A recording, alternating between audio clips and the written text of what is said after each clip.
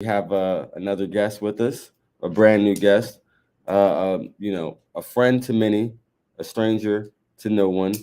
Eryck, he's done a lot in the cannabis community, and it was very important to have him on today because, this is Veterans Week, right? We want to say Veterans Week, Veterans Day being Friday, and the observance of Veterans Day on Monday.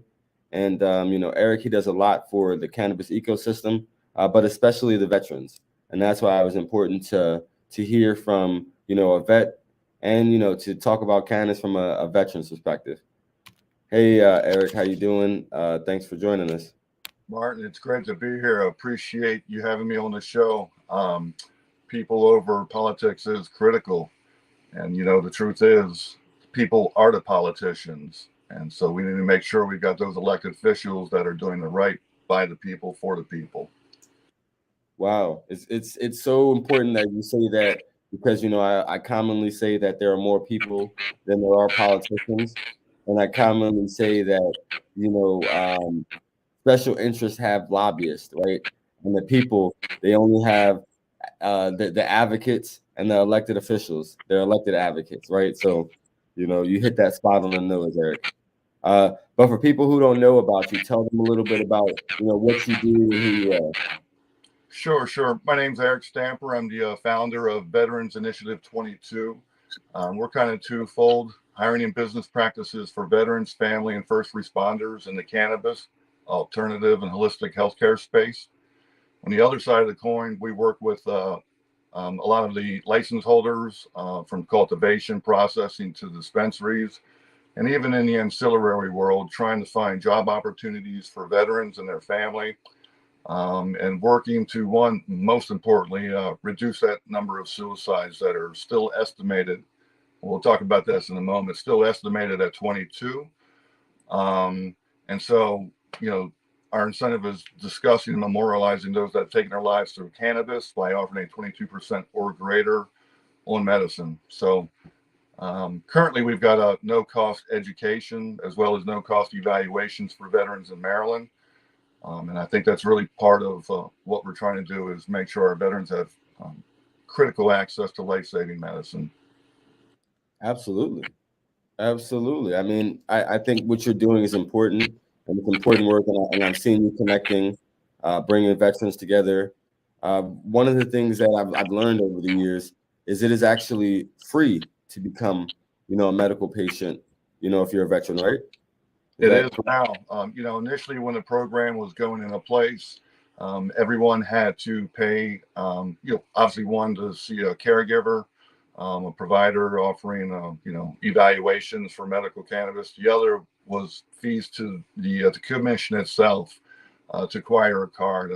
I know they just dropped that from $50 down to 25, but for veterans as well as those on SSDI, et cetera, they were offering and still continue to offer no cost. So that's a really critical part of the process, affordability of medicine.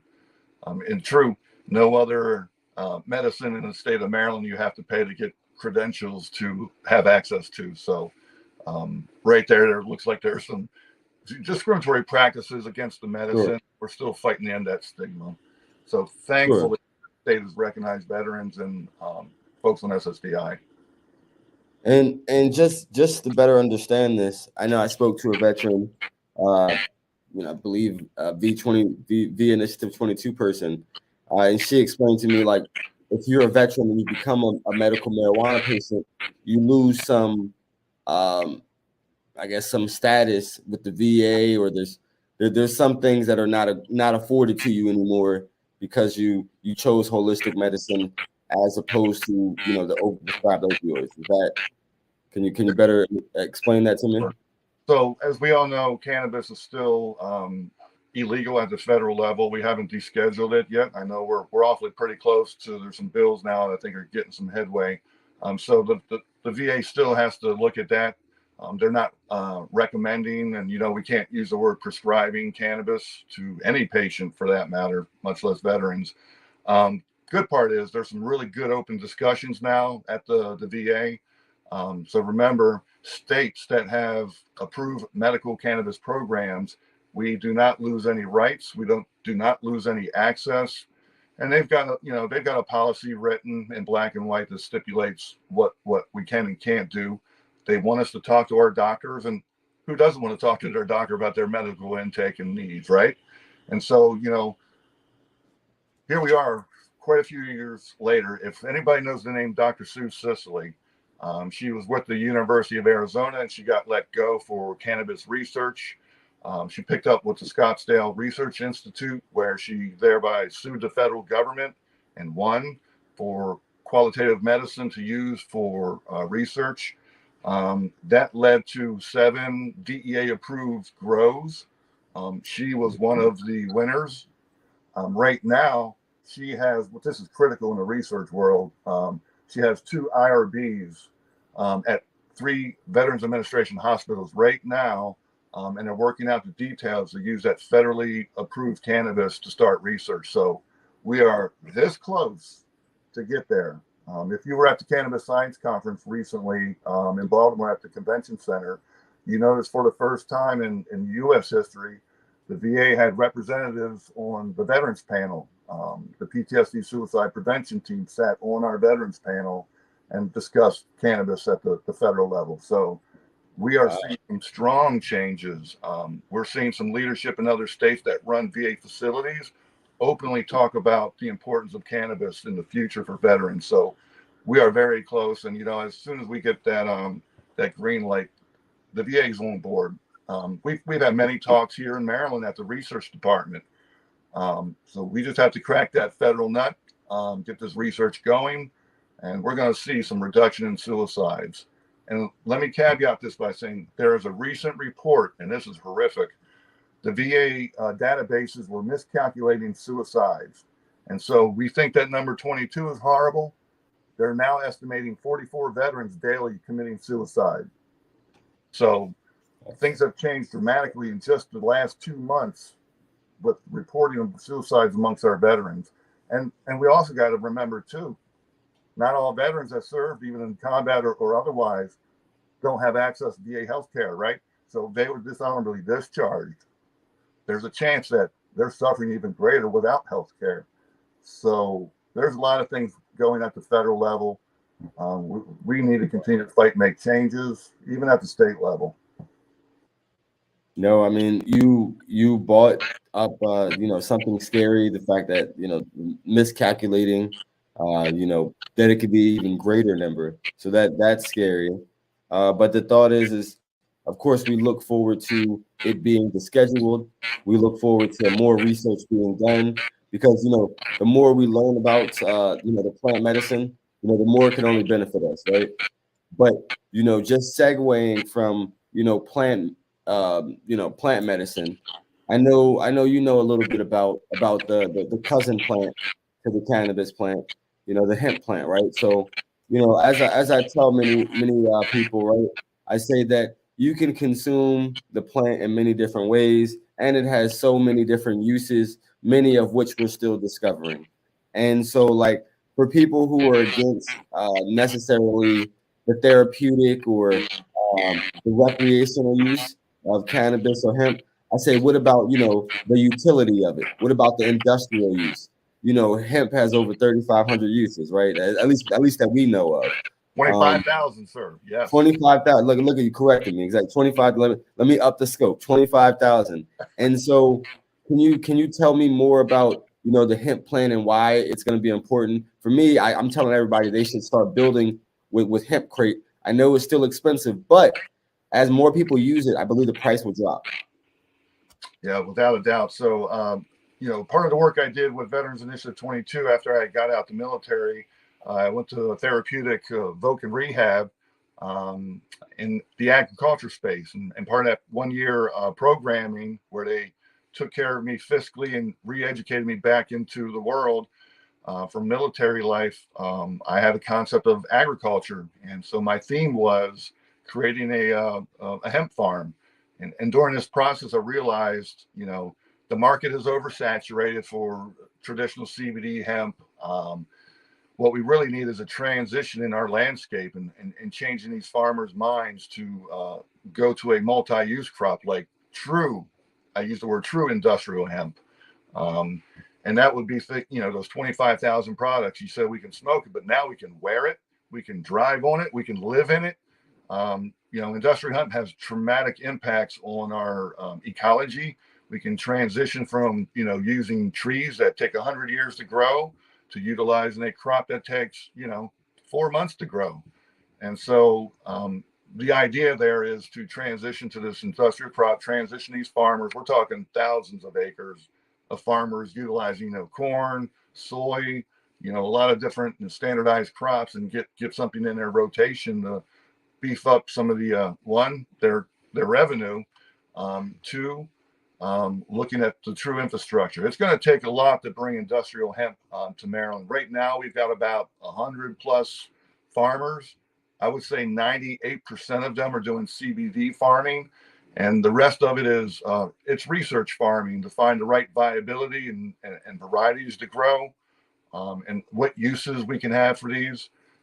Right now, I've taken a step back. I think our idea is still a few years ahead of itself, and it's going to require multi-million dollars of infrastructure change that would have to be, bought brand new or imported from China or Italy or some other countries doing really good hemp work. And so we have a pilot project up in Brandywine at one of our veteran-owned hemp farms. It's a minority, female, Black-owned farm, DSQ Farm. And so our concept is to look at this whole chain of custody of hemp that's already in fruition here in the United States. There's a lot of organizations that are now transitioning to creating hempcrete, hemp wood, hemp lumber, and there's a lot of viability in that. You're right; it is a little bit expensive right now, and that's part of what this chain of custody is going to explore as we import in right now those products, so we can create this. It's a training facility. It's going to be a hemp training facility, so the infrastructure will be made out of hemp-based products. Wow. We'll have study base so you can see how this, how it grows from the field into the processing, as well as construction materials. So that, that's something we're working on. We know it's going to be a while, but this will test the metal of, the infrastructure that's just not there yet. I've been talking to some really intelligent leadership in Maryland and beyond about industrial hemp. And, it's taken a very high purview. And the problem is our climate. I don't believe we're going to be able to get two viable crops out in a season. I think our climate just may not make it. Like I said, we're talking thousands of acres. So, growing indoors and taking it out it's not the scale or magnitude. This is like true farming. We're planting hundreds of acres at a time. And that's what I was going to ask is is the preferred method of growing it outdoor? So when we're trying to grow for production for wood and concrete, and we're it's all outdoors. And some plants, there's a lot of varieties too. So you can grow for just grain and the biomass, or you can grow for stalk, 15 feet tall, 20 feet tall. And so there's a lot of verse crops that, let me add here, I forgot to mention, the federal government just came out with approved construction criterion specifics for, hempwood and hempcrete. So this means it's now at the next level. I think I saw that. And then there was a state recently that had passed, I guess, the construction or use of hempcrete, right? I forgot which state it was, but that was pretty cool. That was pretty cool. One of the things that I've been thinking, and I know that a friend told me to talk to you because you're the hemp guy.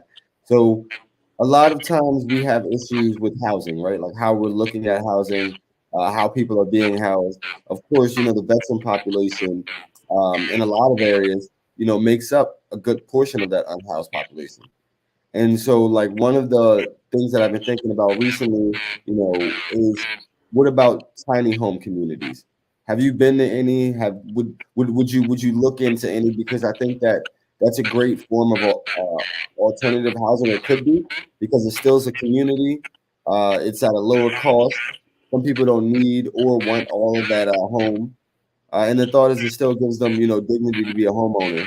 right? As opposed to, a rental. So, but one of the things I said, imagine if it was a tiny home community that was made of all hemp crates. Well, without a doubt, you're on to something great there. And, these are the things we've been brainstorming in the background for quite some time. You brought one thing, let me jump on that. This is a multifaceted type of question here. So you talk about homelessness for veterans in Maryland. So there are some amazing organizations out there that are housing, educating, bringing our homeless veterans back in, training them to get back into employment opportunities. For example, McVet's, Well, Shepherd give them a Pratt. shout out. Give them a shout out. What are some of those orgs? Yeah, so like McVet's, downtown Baltimore. Okay. Shepherd Pratt has some veteran programming that I was just recently aware of. And this is heartbreaking to talk about because we have all the resources, all the facilities, the funding is in place, nonprofits in place, the government has subsidized housing. There are so many things in place in Maryland that there should be zero homeless veterans, right? So the brainstorm is, why do we have homeless veterans now, right? If we can afford to put them away in places that will take care of them and get them back into functional assets to society, why are they homeless? Mental health issues, number one, and addiction issues. Those are, in my opinion, two top tier priorities that we're facing, and not just in the veteran population, and in any population, mental health and addiction. And those things will lead to a lot of issues like the homelessness and, what we see, what that brings. And so there are programmings out there in Maryland that's not what we do. We're not one of those veteran service organizations that work at, but we are a good source and resource for that kind of issue. Like, we got places we can call and talk to and try to take care of these veterans. I just met a few months ago with you, Martin, the Air Force gentleman with the food truck. That he's an Air Force veteran and he is a nonprofit. He serves the community. Oh, I didn't even know he's a vet. I didn't know. You talking Chef Steve? Chef Steve? Yep. I think he did, because was he a chef in the military? I can't recall his background, but he had a vision after he got out that he saw poverty, he saw hunger, and he saw what needed to happen, and he's taking care of people. You're right. I want to figure that when a vet wins, everybody wins, right? Because a vet knows if he's being or she's being taken care of, they're going to spread the information to others, friends, family. Wow. I think that's what happens there.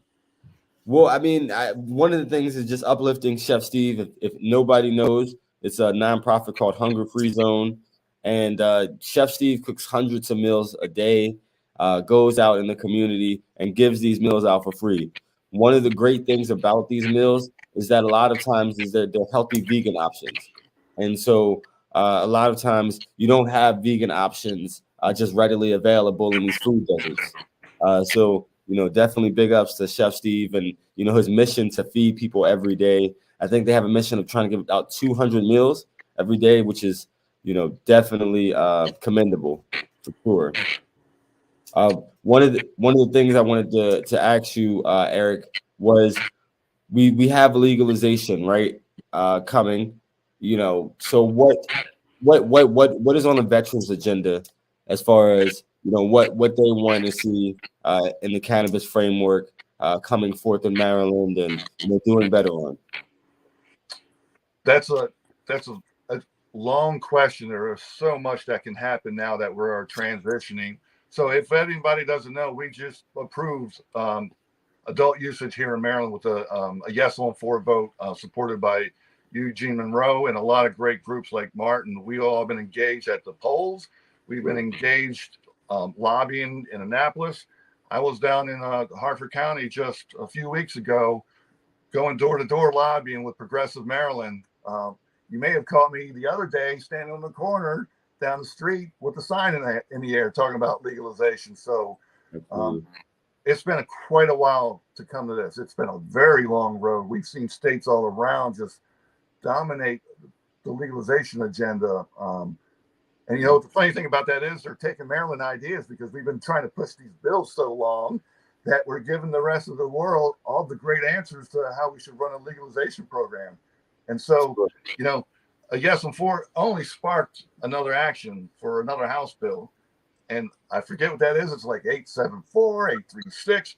We've done this so much that these House bills are just numbers and jumbles together. Like if we did this last year, House Bill 1, right? We know what that was the exact piece of legislation that should have been in place already. So we need to get to that. And, let me caveat and say 2 plants is not enough. All right. 2 plants is not enough to take care of a patient. We have a multi-diverse need of various endocannabinoids and terpene profiles, and being pigeonholed into 2 plants is not going to take care of business. Say I got cancer, 1 whole plant may take care of me just for a few weeks. When I convert it to Rick Simpson oil, we got a major problem with the law that's being enacted into the amount of plants we can grow ourselves. Yeah. I did my math, I do my taxes, I file my cannabis taxes as well. Last year, I spent over $15,000 in medical cannabis, right? And that's my disability money, right? So we got to talk about the affordability. Home cultivation is critical. And we need to get into a space where we're doing co-ops, where we're finding opportunities to support each other and growing. We can really emulate states like Pennsylvania. They got an amazing program with like Balanced Veterans Network. And they're giving seeds, they're teaching veterans how to grow. They're forming co-op opportunities, and that's just the area we're getting to. So with the bill passing, that'll allow adults 21 or above with 1.5 ounces of cannabis. It allows us to grow the 2 plants. There's some expungement efforts that get resided into that. In addition, there's some more licensing, kind of a microclimate, if you will, for socioeconomic progress. As I understand, it's still being worked. There's a tiered system of the size it grows, et cetera, that you want to do. So the framework isn't even there yet. And all they really need to do is take a shot at House Bill 1 and drop it into place. I will say yes to the bill that's being passed because it's stepping stones to where we need to go. But I will say with amendments. Yes. I mean, and that was my position last year. Yes, with amendments, because my amendments were, going further on expungements. I believe no legalization should happen without full decarceration. And what that means is basically that no one is charged again for cannabis possession with intent to distribute, or conspiracy in relation to cannabis. Right. And also moving a step further, making sure that no one is in jail or prison for cannabis related charges. Taking it a step further, making sure that, parole and probation, you're not violated because of a negative cannabis test. Because at the end of the day, we all have some type of PTSD, right? And the thought is like, if using this plant, help keep them out and help keep them calm, help keep them regulated, even if they were self-medicating, right? The thought is like, I would approve of it, and the thought is free is free. Once they've served their time, once they're out, well, why should they not be able to enjoy these liberties? And so that's kind of where I stand on that. But also, as you kind of said, making sure that there's a good tiered system, making sure that there is a good amount of applications of coming from people, in the social equity class, but making sure there's a good amount of approvals as well, right? So you can have a lot of people applying but not getting approved, and that's what happened, in the medical industry. And then I think that another thing we need to see is to make sure that there's some type of unionization effort, because I've seen a lot of abuses, in the medical market, between among some of my friends who are employees, or in leadership, right? So the thought is, it's like, the way that they've operated is, some of these cannabis owners are, they're just white collar gangsters, right? Like, just to be completely clear. So we do need to make sure that there's a unionization effort, and it's allowed for the right to unionize. So those are some things that I will push for additionally, amongst other things. And part of that, you have to understand, and I'm sure most people do, veterans are the diverse demographic. We are Black, we are white, we are brown, we are disabled, and we're also intelligent too, right? So we bring a whole different game when it comes to employment opportunities. There's great tax advantages for employment with veterans that the state offers. There's some great incentives, and when you got a veteran on the team, I think you can do great things. We're mission oriented. We're not just killers. We're doctors and lawyers, and politicians. Yeah, it's great to put it in perspective, right? We're all not infantry, right? We're all not infantry. There's many different roles, many different skills. So yeah, and it's great that you put it in perspective that we are diversity. Veterans are diversity, right? Because they don't just come in one shape, one color, one size. One of the things that I wanted to wrap up before I get to the rapid round was I saw you doing something around driving and impairment in relation to cannabis and veterans, or can you explain that? Tell me how that's going.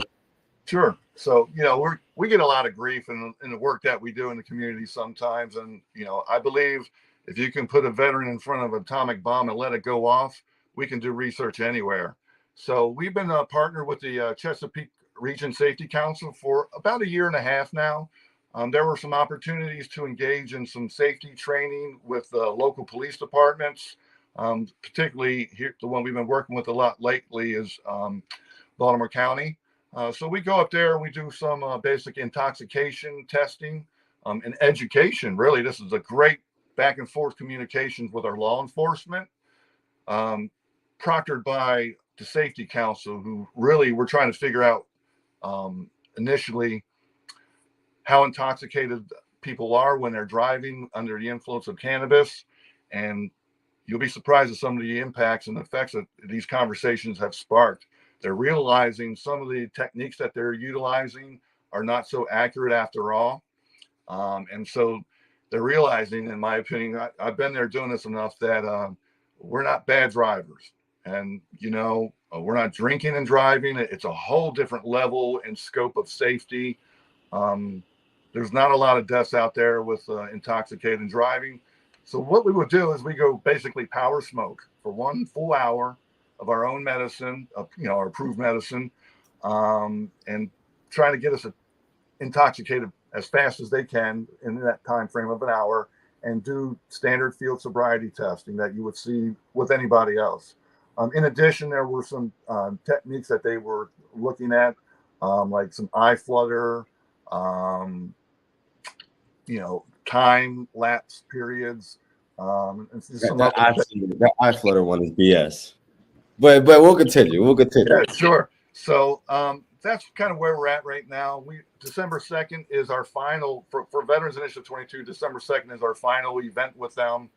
So if anybody's interested, please sign up. And really, this is a good way to educate the police as well as get educated by the police. People think the police are really out there trying to catch us. When you're up there and you're in this training, you realize it's a back and forth communications. We're learning, what these certified officers are getting trained in. And it is interesting. It's a good dialogue. I know there were some discussions on attempting to put alcohol involved with this, and from a perspective of our nonprofit and veterans, that we don't support that. So they're going to segregate some stuff and do some other things on their own. But it's really good. It's an educational opportunity. I commend you for that, because as you said, you learn from them, they learn from you, and knowledge is power. Ignorance is damaging and can be scary. So, Martin, I invite you up there, from the Cannabis Councilman's perspective as well, December 2nd, if you're available. Yes. Oh yeah. Is that an unprescribed one, or that's No, that's the Chesapeake Region Safety Council Green Lab. Oh, okay. It's a Green Lab event. Okay, yeah, definitely. Send me the invite. Of course, I'm not looking at the calendar, but December 22nd, I'll put it in my mental memory bank. And okay, so one of the last things I was going to say before the rapid questions was the unprescribed. We got to get the unprescribed in Laurel. One of the things that I've been talking to Mac about. I know I've talked to Steve Elmore. For people who don't know, can you tell them quickly about the unprescribed? and Sure. So great Steve film. Elmore, he's the producer. He's a Maryland resident of The Unprescribed. This is a awareness documentary about veterans, PTSD, and cannabis. And there's some great leadership in there. Hope Wiseman is a guest speaker in there. Dr. Sue Sisley, I think I talked about, is in there. Some veterans who are, have been and continue to fight at the highest level for cannabis. So Unprescribed is an amazing documentary that we're showing at a lot of locations. We just saw it. I just was premiered with them September 10th, which is Worldwide Suicide Prevention Day. We were up at the U.S. Museum of Civil War Medicine, a great place to do a documentary view of cannabis. And so I know I don't have his full itinerary and schedule, but he's showing Unprescribed to get that awareness out there. Yes. Yeah. I mean, and when he comes to Laurel, when we get him in Laurel for a screening, I make sure to let everybody know. Hopefully, Veterans 22 will be a partner or co-sponsor, or something of the sort. And Eryck, so I had a few rapid questions for you. Get you out of here. What is your favorite terpene and why? Oh God, there's so many of them. I'm a heavy into couch kind of guy. So I do like a lot of THC, but mixed with some carafilene. Like that peppery stuff. I always say the carafilene is peppery. Some of the good stuff. Linalool, I think, is really critical to my intake. Linalool, yeah. Yeah. We look at that terpenes. It's kind of like relaxing and tranquil. There's a strain out there called Wounded Warrior Breath. Wounded Warrior Breath. Yeah. Holistic Industries just put this out there with us. We actually did a little co-branding with them now, and it's going to help support the mission. So Wounded Warrior Breath is a really diverse profile designed specifically for PTSD. And it comes in a vape size. It's now in flower, which is great. It's, the percentages are amazing. And, I do believe a lot of people are over saturating their systems with THC. It's good for some purposes. And so it's hitting around 18.5%, 19% with a really good profile. We talk about osmine, linalool. Really good terpene, yeah.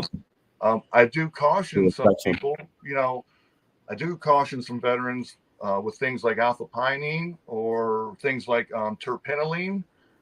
Some of those can have a little negative effect. I'm not saying don't do it. Our own endocannabinoid system is different.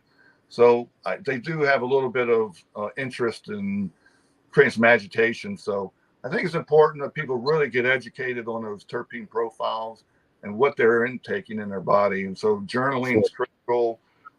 There's some great apps out there. You've got Tetragram with Otha that are actually starting to put these numbers into databases so people can really see what's going on. Sure.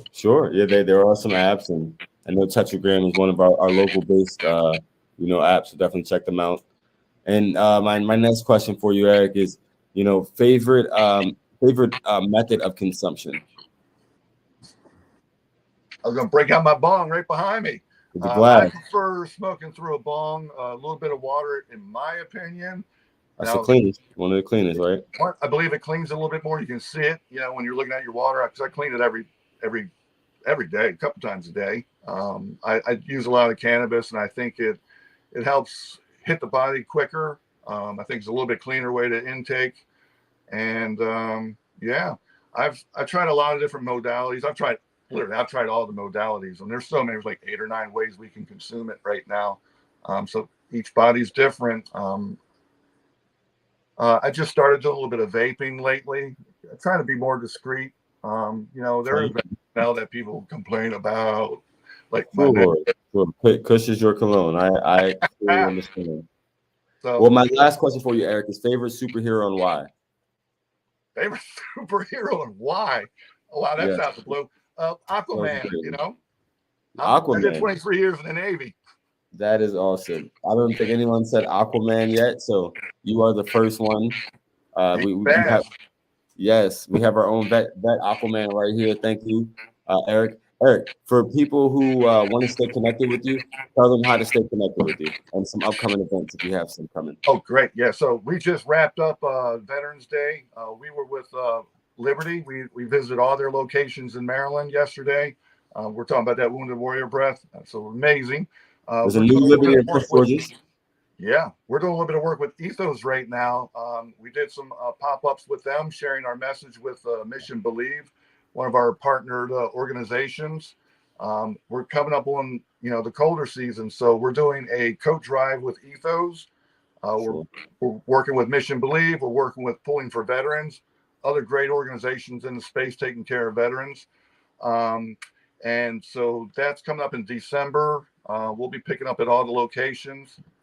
And December 10th, Guadalupe's birthday, the day before my birthday, we'll be down at Panacea Wellness doing our first pop-up with them. They've got some amazing deals. I mean, like up to 30%, up to 37% off on some of the medicine. Wow. They're taking care of us down there, hiring veterans. We got our MJ Connect folks down there plugging away. So another important conference coming up for us is the ASA Unity Conference in DC. So December 11th, my birthday, through December 15th, we'll be in Washington, D.C. with the Americans for Safe Access. Yes. Our friends from American for Safe Access doing great work as well. Yeah. And you asked about what's coming up after, like, what are we looking for in adult usage space come July? I'm personally dropping plants in the ground. I'm ready to go. I found some seeds in my medicine the other day. It's good profile. Got my tent ready. I'm just going in the ground. We do have a board meeting in January to take reflection on where we've been over the last few years, and where we're going. What do we think is necessary? We just picked up West Virginia, so we're doing our efforts like you've seen in Maryland, now in West Virginia. So for you West Virginia folks, yes, come down. I want to talk to you. Okay. Well, Eryck, I appreciate you. You stay active in the community as always. And if I hadn't told you, thank you for your service. Sir, thank you. I'll do it all over again.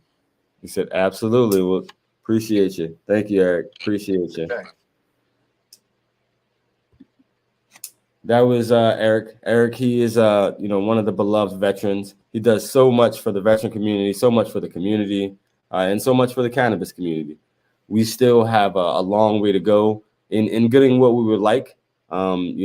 As consumers, the thought is cannabis should be community. And one of the things that he underscored is, there is a diverse cannabis base, right? So it's not just one monolith.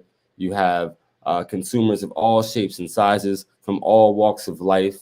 And, I think what's important is to make sure that when this recreational market comes, that there's still an educational component, right? We still desire to learn. We still desire to be an educated consumer because, of course, as we said, knowledge is power.